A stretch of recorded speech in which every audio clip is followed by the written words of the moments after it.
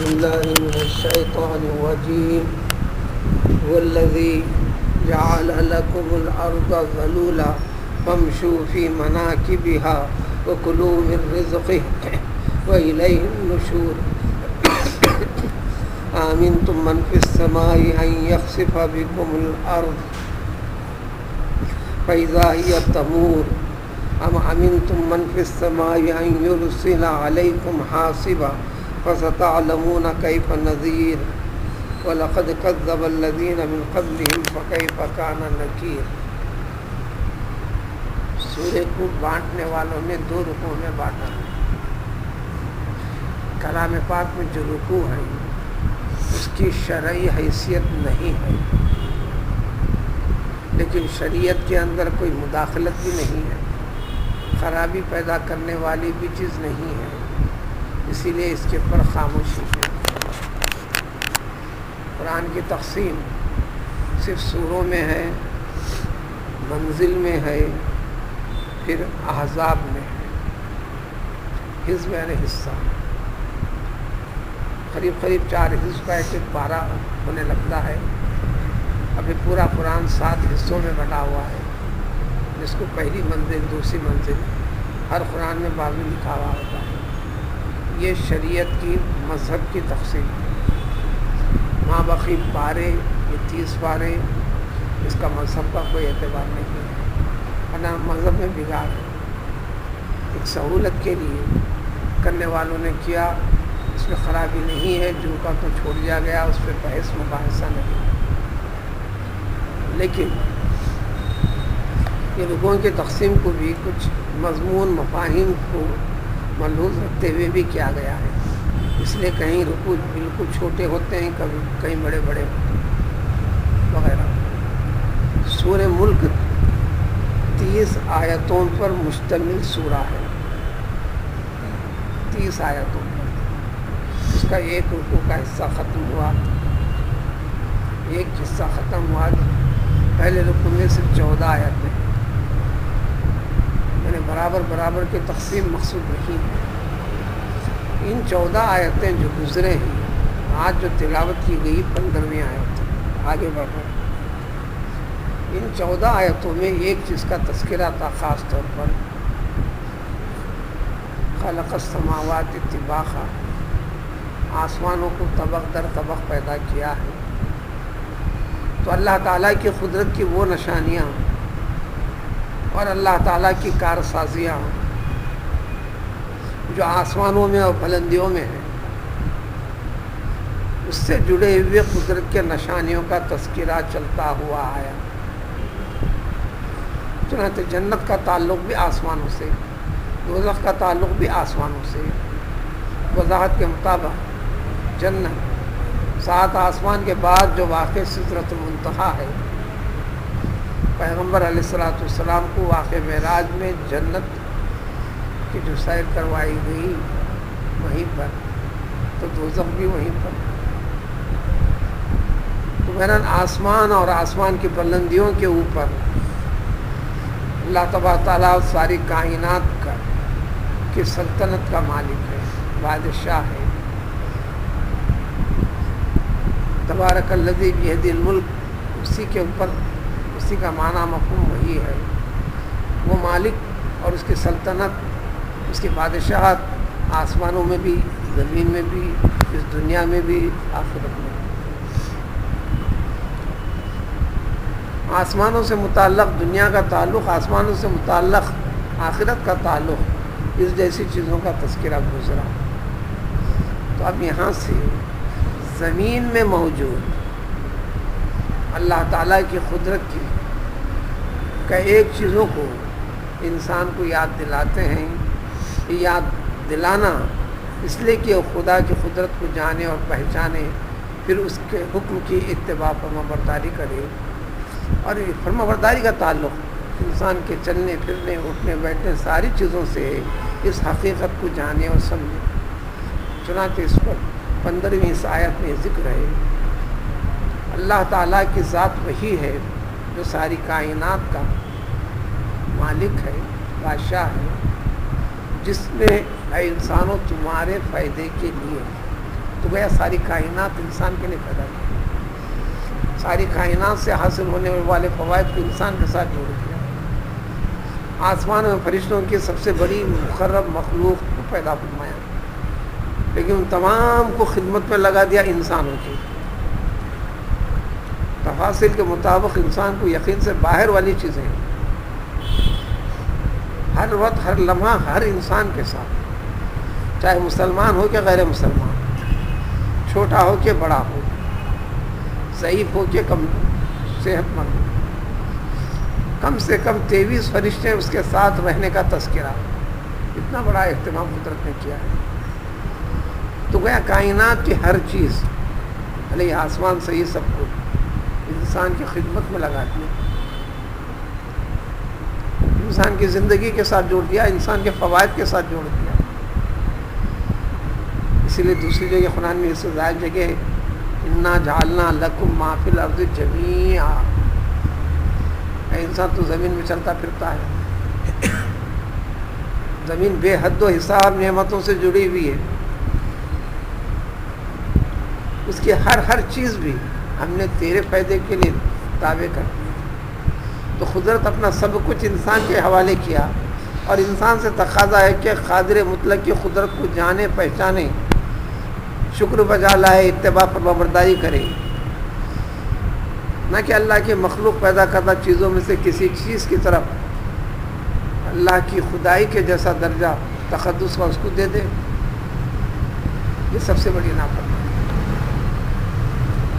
دیکھو وہی اللہ تعالیٰ ہے جس نے تمہارے منفعت کے لیے تمام کی تمام زمین کو پیدا کیا، اور زمین کو پیدا کر کے ذلولا تمہارے تابع کر دیا، تمہارے ہینڈ اوور کر دیا۔ یعنی تم زمین سے جس طریقے سے چاہو کھدائی کرنا ہے کھود لو، زمین سے کیا نکالنا ہے نکال لو، کم و بیش انسان کے استعمال کی چیزیں اس زمین سے ہی حاصل ہوتی ہیں، کھانے پینے کی چیزوں سے لے کر پانی زمین سے جمع رہے گا، پانی زمین پر، کھانے کی ہر چیز زمین سے، ذوق پورا کرنے کے پھل پھلاری کی چیزیں سب کچھ ساری چیز زمین سے، سونے چاندی سونا گندک لوہا ہر قسم کی چیز زمین سے۔ تو کہ زمین کی ہر چیز کو تمہارے تابع کر دیا۔ سارے سیدھے الفاظ میں اور آگے بڑھ کر پڑھیں، آتیناکم بکل ما سألتموہ، سورہ ابراہیم میں فرمایا۔ اب رہا انسانوں کے اندر وہ زمین سے استفادے کی جو طاقت الگ الگ ہے، کوئی بڑی بڑی چیزیں نکال رہا ہے، کوئی اوپر کی سرسری چیزوں سے استفادہ کر رہا ہے۔ پھر انسانوں کے اندر جس قسم کی استعداد اور صلاحیت ہے، اس استعداد و صلاحیت کے لحاظ سے ہم نے اس کے لیے سب کچھ آسان کر دیا۔ تو وہ اللہ تعالیٰ کیا ہے، تو کہ اللہ تعالیٰ نے انسانوں کے اندر کی استعداد و صلاحیت کو پیدا فرما دیا ہے، اس کو نکھارنا، اس کو سمجھنا، اس سے کام لینا، اس کی مشق کرنا، اسی کا نام ہے تعلیم ہے، تربیت ہے۔ جو جتنا پڑھے گا اللہ تعالیٰ کی اس نعمت کو سمجھنے کے لیے، اللہ نے جو استعداد دی ہے اس کو نکھارنے کے لیے، پھر اللہ ہی کے قدرت کو سمجھنا، اس کے نعمت کا شکریہ ادا کرنا، اسی کی طرف آگے بڑھائے گا۔ اللہ نے سب پیدا کر فمشو پہ منا کی، بھائی انسانوں اب زمین کے سکے پر اب چلو پھرو، کیا کرتے ہو؟ اور اس زمین سے حاصل ہونے والی رزق عطا کی چیزیں، تمہارے کام اور ضرورت کی ساری چیزیں تم استعمال میں لاؤ۔ تو گیا مالک وہ، پیدا کیا اس نے، بنایا اس نے، اجازت دے دی، جائز قرار دے دیا، منع نہیں کیا، جائز قرار دے کر اتنا بڑا احسان فرما دیا، اس کا تقاضا کیا بنتا ہے اس انسان کے اوپر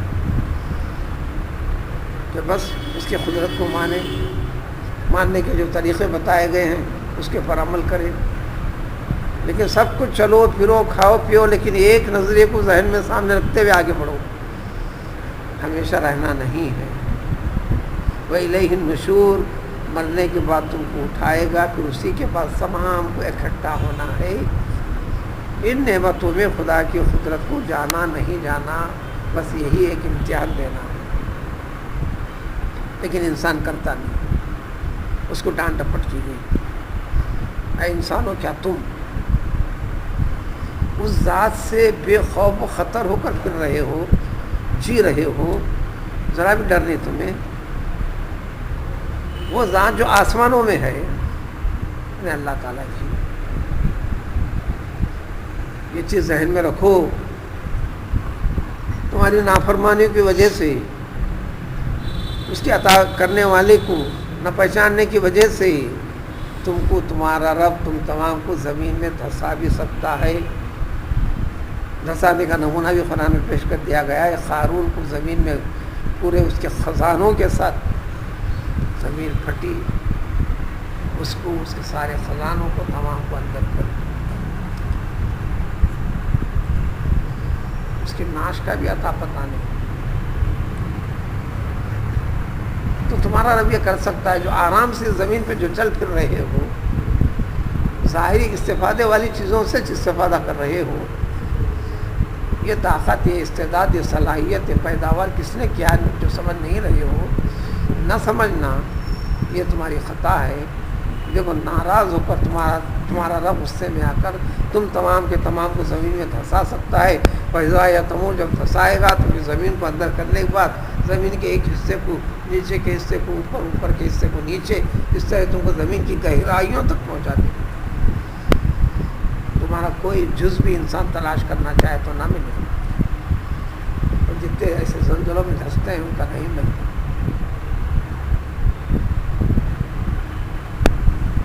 اسی طرح کیا تم بے خوف و خطر ہو اس ذات سے، یعنی اللہ تعالیٰ سے جو آسمانوں میں، وہی شکل نہیں اس کے عذاب دینے کی؟ تمہارے اوپر تیز و تند ہوا والی شکل تم پر بھیج سکتا ہے، یعنی طوفانی ہوا کا طوفان جو عذاب ہوگا دنیا کے طول و عرض میں کہیں نہ کہیں ہوتے ہی رہتا ہے۔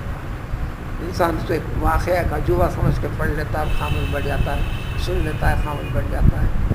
فلاں قوم پریشان ہے، مر رہی ہے، فلاں کر رہی ہے، ان کے اوپر ہوائیں 100 کلومیٹر کی رفتار سے چل رہے ہیں، 80 کلومیٹر کی رفتار سے چل رہے ہیں، 150 کلومیٹر کی رفتار سے چل رہے ہیں۔ ان ہواؤں نے درختوں کو اکھاڑ دیا، گھروں کو گرا دیا۔ انسان نے جو محنت کر کے کٹے باندھے تھے ڈیم وغیرہ کی شکلوں میں، ان میں شگاف پیدا کر دیے، ان کو توڑ دیا وغیرہ وغیرہ۔ دوسرا انسان جس تک نہیں پہنچی یہ باتیں، یعنی اس پہ مبتلا نہیں ہوا ہے، وہ ایک عجوبے کے طور پر پڑھ لیتا ہے، دیکھ لیتا ہے اور خاموش بیٹھ جاتا ہے۔ اتنا سب کچھ کر گزرنے والی کون سی طاقت ہے جو انسان ان چیزوں کو چاہتا نہیں، اس کی مرضی کے خلاف ہو رہی ہے؟ انسان اس قادر مطلق کی مرضی کے خلاف چل رہا ہے، تو اس ناراضگی کو ظاہر کرنے کا اثر ہے۔ جن پر کر دیا، اور جن کے لیے سنا دیا ہے، بتلا دیا، ان کے لیے کھلم کھلا سبق ہے۔ کیا تم اس سے بے خوف و خطر ہو؟ کبھی بھی تمہارے اوپر بھی ایک کیفیت پیدا ہو سکتی ہے۔ اور اگر ولو بالفرض تم جہاں رہتے ہو، جس علاقے میں رہتے ہو، اس جگہ یہ کیفیت ہوئی نہیں، اور نافرمانی میں زندگی گزارتے، پوری زندگی گزارے، جس کو فطری موت کہتے ہیں، مرے اور چلے گئے، تو یہ نہیں سمجھنا کہ تمہارا رب تم سے راضی ہو گیا۔ فَسَتَعْلَمُونَ كَيْفَ نَذِيرٌ، پھر اللہ تعالیٰ کا عذاب کیسا ہوتا ہے، ڈرانا ہوتا ہے۔ موت کے بعد اس کے پاس ہی جمع ہوں گے، تمہیں پتہ چلے گا۔ انتہائی اختصار کے ساتھ کہہ دیا۔ پہلے تم سے پہلے کے لوگوں نے جو اس قسم کے انکار کیے تھے، ان کے تکذیب کے انجام ہم نے قرآن میں ذکر کر دیے، کس کے اوپر عذاب کی کس قسم کی شکل میں آیا۔ یہ نمونے ہیں تمہارے لیے۔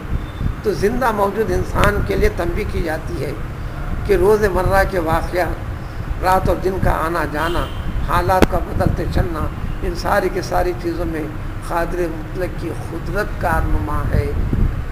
اسی کا ایک انداز ہے جو انسانوں کے ساتھ، انسانوں کے اخلاق، عادات، عقائد، اعمال کے بارے میں آگاہ کر رہی ہے، اور اس کیفیت کو اللہ کا کلام اللہ کے رسول نے سمجھا دیا ہے، اس کو سمجھو اور مانو، اپنی زندگی کو یہ کرو۔ اب اس کے بعد والے آنے والی آیتوں میں اسی زمین سے جڑا ہوا ایک حصہ جو فضا کا ہے، ہواؤں کا ہے، وہ زمین سے متعلق ہے۔ پھر اس میں بھی انسان کے لیے فوائد والی چیزیں، قدرت کے نمونے اللہ تعالیٰ نے کس طریقے سے رکھے ہیں، اس کی طرف جو انسان دیکھتا ہے غور و فکر نہیں کرتا۔ غور و فکر کا سبق اگلی آیتوں سے بیان ہے۔